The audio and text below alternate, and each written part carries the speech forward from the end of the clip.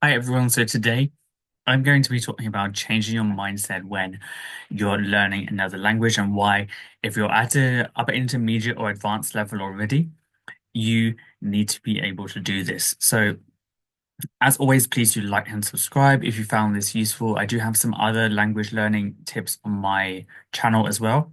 So you might want to check out those, and I have playlists depending on what your interests are.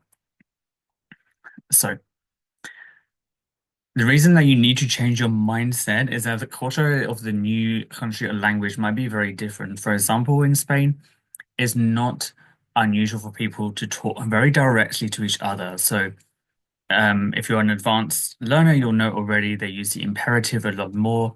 So, imperative is a bit like giving an order to someone. So, give me, take me, do this. In Spanish, is not I or I want, for example, they use more.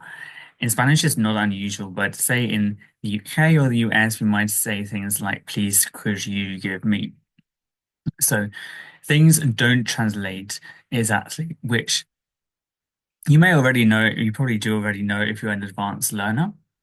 But if you're always trying to translate from your first language into another, chances are you're going to have problems where things don't particularly work or you might get misunderstood.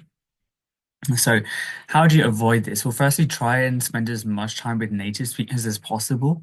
Or if you're lucky enough to live in that country or be there, always be listening to how natives talk to each other and try and imitate this more. So, if you're at a bar, restaurant, event, even just on the metro, see the manner of talking to between natives and how they are. The other thing is if you're not able to do that, watching TV from the native language is also very good. So you can observe how people talk amongst each other, if they're on the same sort of social level, like if they're friends, or how a boss might speak to an employee. How do people talk to older generations, for example? Is there a big difference? Like I know in a lot of Asian languages there is. So this would be my next tip. Try and listen again as much as possible and observe. Thirdly, it's really hard, but try and think in the target language of the language you're trying to learn. Don't always be translating in your head. Again, that's a lot easier if you live or spend a lot of time in the place where you're trying to learn the language. But if you're not, maybe look at groups in your area, advice on Facebook, in Facebook groups.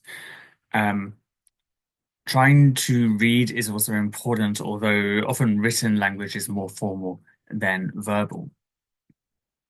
So I hope you found those tips useful. Please do like and subscribe, and I'll be back soon with another video.